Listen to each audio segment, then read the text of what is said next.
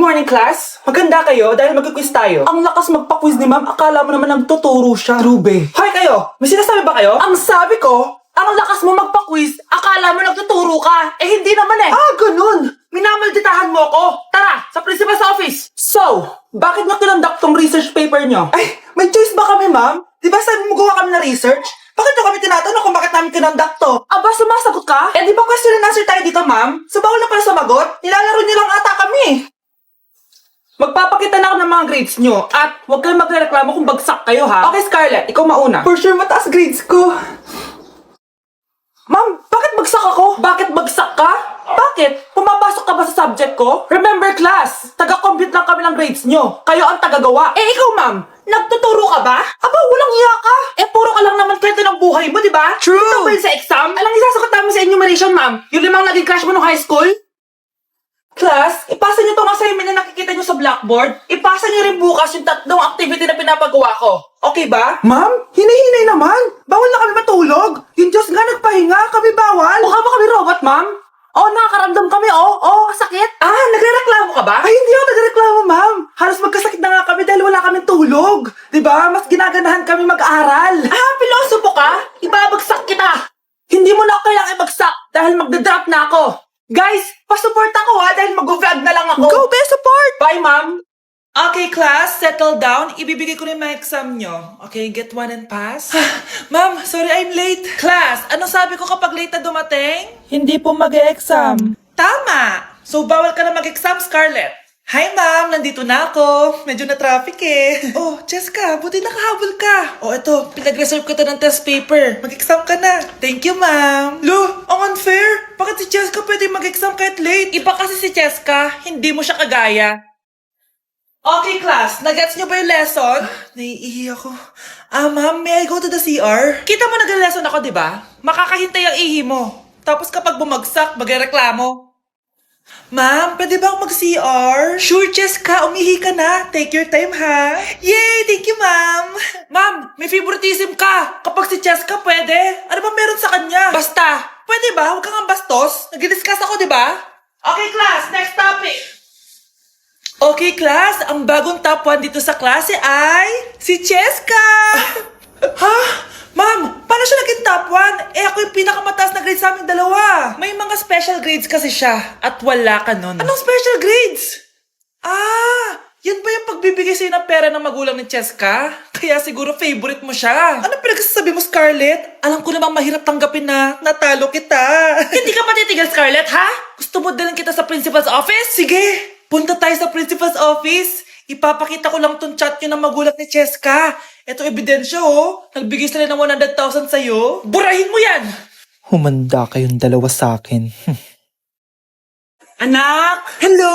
Bili ka na sa akin ng ballpen. Ballpen? Di, okay na. Meron na kami niyan. Wala akong pakit kung meron ka na. Bumili ka na sa akin. Next time na lang. Wala akong pera dito. Walang pera pero ang ganda ng bahay. Huwag ka maingay. Inutang ko lang to. Ay, lubog pala sa utang to, oh. Manahimik ka. Baka marinig ka ng kapitbahay. Magkano ba yan? Murang-mura lang. 200 lang to. 200? Tangina. Ginto ba yung tinta niyan? Bibili ka o itatara ko sa ito? Oh, ito na. Umalis ka na. Aka na yan. Madali ka naman palang kausap eh. Grabe naman mambudol yun. Ulimos po. Meron na naman. Wala akong pera. Next time na lang. Walang pera pero naka-iPhone ka, te? Oh, ano naman. Regalo to ng asawa ko sa akin. Asan asawa mo? Wala siya dito. Bakit? Ay, wala yan. Kabit ka siguro, no? Kabit pala to eh. Tangina, ano ba gusto mo? 100 lang, te. Oh, ito. Umalis ka na. Saksak mo to sa baga mo. Huwag ka na mga bit, ha. Masama yan. Isaasar ako na to. Ay, salamat. Tahimik na din. Namamas ko po. Jingle bell, jingle bell. Jingle all the way. Namamas ko po. Tama na. Ang ina, pagod na ako. Umalis na kayo dito. Grabe ka naman, te. Nangangaraw na nilang yung bata, oh. Kita niyo yan, guys. Masama na ugali na babaeng to. Walang iya kayo. Nasaan na ba yung mga anak ko? Mga anak! Gising na kayo! Kuya, gising. Gising ka na, kuya. Ayaw mo gumising, ha? Gising! Kyle! Anong ginawa mo? Munta ka sa akin! Good morning, babe! Kamusta tulog mo? Eto, napanaginipan ko si Nicole. Sino si Nicole? Kapit mo yun, no? Aso namin yun, baliw. Kala ko may iba ka na eh. I love you, babe.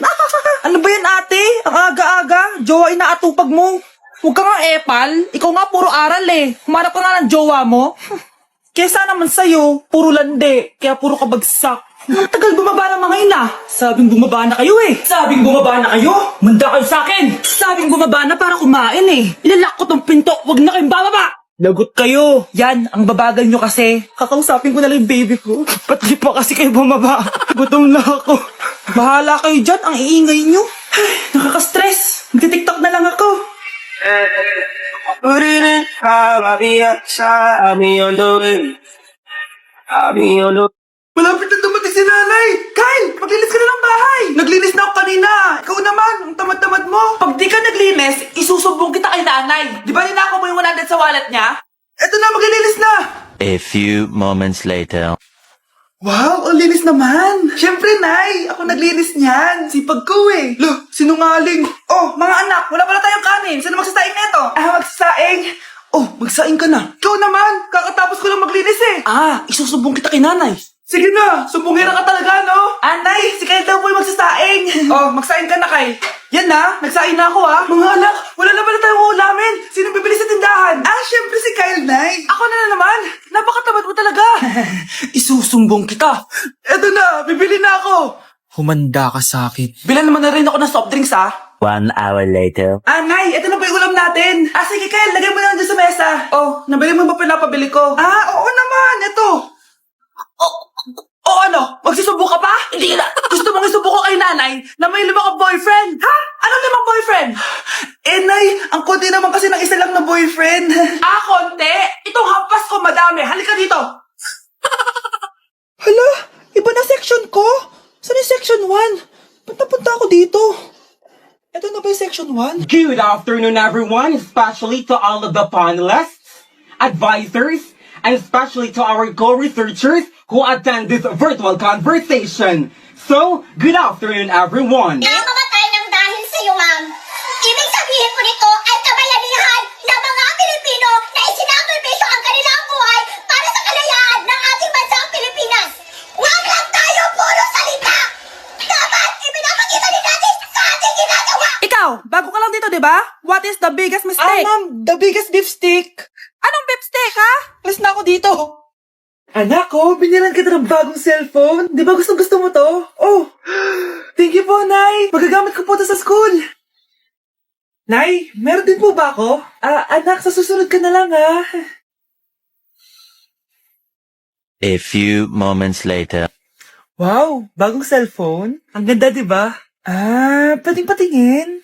Sige ate, oh. Paborito ka talaga ni nanay, no? Deserve mo naman. Salamat, ate. Deserve mo din to. Ate, ba't mo ginawa yun? Eto ang tatandaan mo. Ako ang magiging paborito ni nanay. Basag na. Aray! Nay! Oo, anong nangyayari dito? Nay, sinaktan mo ako ni Kyle. Totoo ba to, Kyle? Nay, hindi po. Pinasag niya nga po yung cellphone ko eh. Hindi po totoo yan, Nay. Sinungaling ka. Kyle, anong nangyayari sa'yo? Lumalaki na ata ulo mo. Nay, may kailangan ka marinig. Deserve mo din to. Ate, ba't mo ginawa yun? Ito ang tatandaan mo. Ako ang magiging paborito ni nanay. Nay. Lalo mo lang ako binigyan ng dahilan kung bakit hindi ikaw ang paborito kong anak. Huwag niyo ko ikulong! Hindi ako scammer! Itigil niyo na yan! Hindi si nanay ang scammer. Pero nasa bahay na to, ang totoong scammer. Hoy bata, huwag kang mangialam. Wala ka namang ebidensya. Pero nay, alam ko hindi ko yung scammer. Tara na, sumama ka na sa akin. Mga anak, aayusin ko to ha? Babalik din ako, okay? Kung sino man sa inyo yung totoong scammer, umamin na kayo! Nakulong si nanay, di ba? Ate, walang may gustong makulong si nanay. Tsaka bakit kami lang tatlo sinisisi mo? Baka ikaw talaga yung totoong scammer. Imbes na magsisihan tayo, magtulungan na lang tayo para kay nanay. Malalaman ko rin ang totoo. Delivery po. Gabi na, may nagde-deliver pa? Kuya, kaninong parcel yan? Kay Susan po ulit. Ha? Paano nangyari yun? Nasa kulungan na si nanay. Aba ma'am, hindi ko po alam. Taga-deliver lang po ako eh. Sige na po. Oh, nasa gitna yung kalaban ha? Hoy, ayusin mo na itong mga damit mo. Ilagay mo muna dyan sa kama. ayun na! Ano naman to naman ng parcel na to? Nakakainis, talo na naman. Ano ba? Ba't nandito to? Ito ba yung galing sa scam? Sabi ko na nga ba? Ikaw yung scammer! Ate, hindi ako yung scammer. May parcel na dumating at nakapangalan kay nanay. Di ba pang computer to? Ikaw lang naman mahilig mag-computer dito Ano na namang scam ang ginawa mo? Pasalamat ka, minor de edad ka pa. Bawal ka pa makulong. Pasensya na sa ginawa ng anak ko. Pagsasabihan ko to. Basta wag na uulitin ha. Ako na magbibigay sa mga may-ari neto. Sige na. Ang galing mo talaga. O ito, sino to cellphone? Akin tong pera. Mas kailangan ko to. Galingan mo pang mang scam para mas marami tayong makuha. Bahala sa'yo. Makakaasa ka. Gagalingan ko pa.